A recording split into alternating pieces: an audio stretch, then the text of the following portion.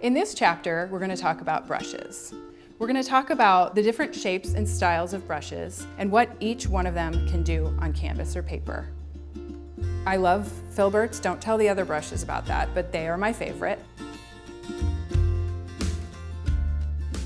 I picked this pack up at the store today, and what I loved about it is that it had a variety of really great shapes. So let's get to know these shapes, and this is going to really help you once you start painting. So this brush is called a flat brush. As you would imagine, it has a flat top. These brushes are wonderful for getting a lot of area blocked in or painted really quickly in a painting. They're also really nice because they have this crisp edge, and you can kind of get in there and create lines with it as well. They come in a multitude of sizes. This is a size 6 brush, which is basically like a mid-range and good for starters. This one is called a filbert, which I love filberts. Don't tell the other brushes about that, but they are my favorite. They have this kind of domed shape, and they also come in a multitude of sizes. So you can use these to lay in large areas of paint if you have a larger one on hand.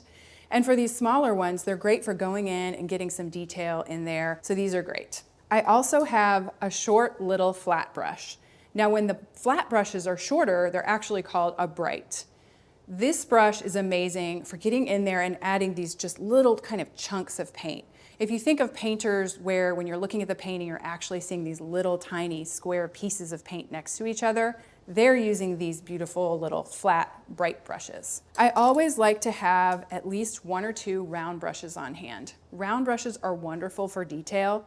You can also buy these in a multitude of sizes. This is a tiny one, it's a 2. But you can buy them much wider to get big, huge, flowing shapes. And you can also buy them really tiny like this. I love to have a tiny one on hand because you can go in there at the end and just punctuate certain areas and add little bits of detail. And that's the fun part for me. And last but not least, I have a liner brush. These are wonderful for adding kind of tendrils and long linear shapes because the length of the bristles actually kind of sucks in a whole lot of paint, and then you can just lay it down there on your canvas for a good long time. These are great to have on hand, but they are something that you'll probably use relatively sparingly in your work. I like to start people with synthetic brushes because they hold their shape a little bit longer and they're just a little bit more kind of tightly packed together. Natural brushes are great, but they can sometimes get a little bit too opened up, and sometimes they just are a little bit harder to fuss with and work with. Now that you know your 5 new brushes, let's talk a little bit about what they do. I am going to get us set up with a palette and some paint and just walk you through an exercise of just loosening up and getting to know your new brushes. So I have ultramarine blue. It's just a nice kind of crisp, fresh blue. And I just want to start with my widest brush. This is my flat brush. Get him a little bit kind of soaking with water here. And then I just want to grab a little bit of paint. And you start to realize that you are in charge of how thick you want this paint. So I suggest not grabbing a whole glob of thick paint right away, but mixing it with water a little bit on your palette and just seeing what it does. Just kind of go back and forth and see how you move the paint around. And then I like to have people just kind of make long strokes with their brush. So as I'm making the strokes with this flat brush, you can see that I can create a beautiful crisp edge, and then I can kind of feather it off as I lift up. So just get used to grabbing that paint into your brush, mixing it with water, and then making those long strokes and just covering area with your paint. And then once you kind of feel familiar and comfortable with this brush, let's try a few different things. So let's try just like zigzagging him on the top like this. And you can see how the flat brush is made to do really thin, pretty lines as well as fill in areas. And then you can even kind of dab the brush and just see what it does that way.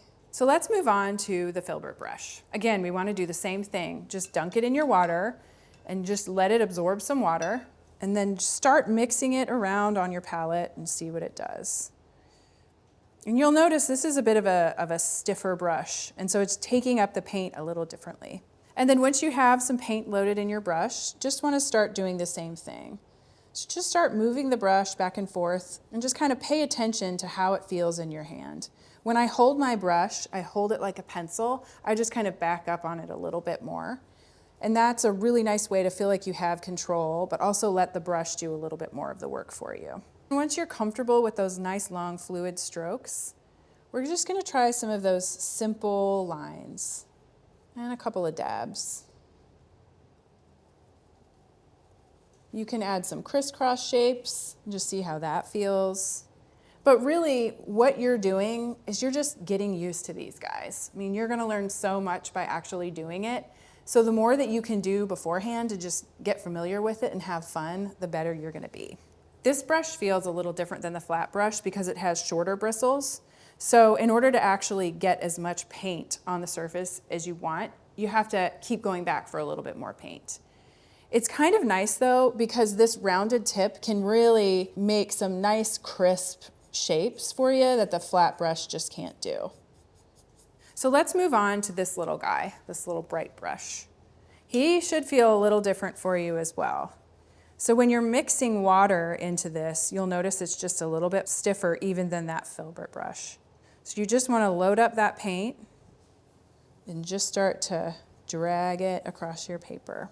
And then once you're kind of familiar with what this brush does on a larger scale, you want to just try to get a few of these little lines done as well. You'll notice that when you work with these shorter bristle brushes that they're just a little stiffer. They're going to hold their shape beautifully, but they take a little more force to actually press the paint down onto the surface. And that can be really great for detail work at the end. So if you really want a nice thick kind of chunk of paint on your canvas, you can almost scoop it up with this guy and just kind of dab it on. Okay, so now we're moving to our little round detail brush. So I want to get that one wet. And this one is going to make those linear shapes even from the beginning. But one thing that's nice to practice with the round brushes is kind of pressing down and lifting up, pressing down and lifting up. Because you can get some pretty shapes naturally without having to kind of force it. And you can get some really pretty kind of tendril shapes with these brushes as well. And you'll notice as you're dragging the brush, you can push down and lift up. So now we want to look at the liner brush.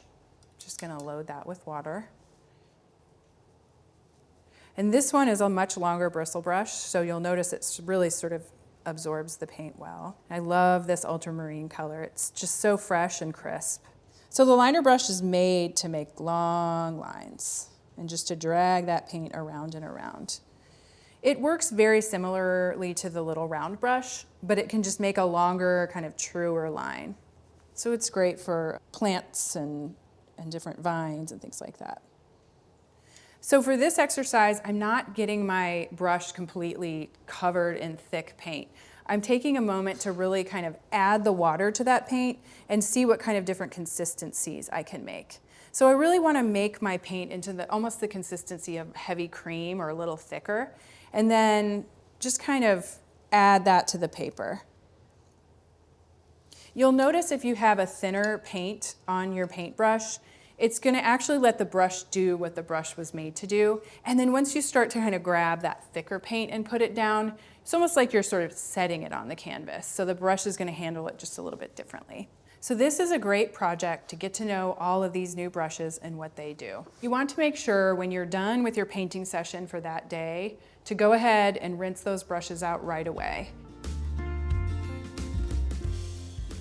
If you have just a quick break and need to run out for a snack, don't worry about your brushes, they will be fine.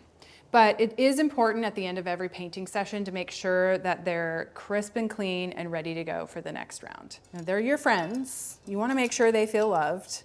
So one thing you want to make sure of, as tempting as it is, and you'll probably see me do the very thing I'm telling you not to do, you want to try to avoid getting too much paint down in this, it's called the ferrule. This is where all of the brushes come together. And it's okay if paint gets in the ferrule when you're painting, but you want to make sure to rinse it out of that area as soon as you can. So when you're finally finished with all of your paintings and you're ready to wrap up for the day, what I suggest people do is grab their brushes, just kind of dry them off, and then you want to get them under some running lukewarm water. You don't want it to be too hot Just get it middle range warm, and then you can just kind of rinse them until you notice the water's running perfectly clear. Every so often I'll add a drop of some kind of a soft liquid detergent and just wipe the brush in there and just make sure that it's really, really clear and clean. And then once they're rinsed, you just want to take a moment and reshape them. And that's all you need to do. Lay them flat to dry, and you're ready to go for the next time. So in this chapter, we've covered acrylic brushes, and we've done some practical exercises and gotten you loosened up and used to these brushes.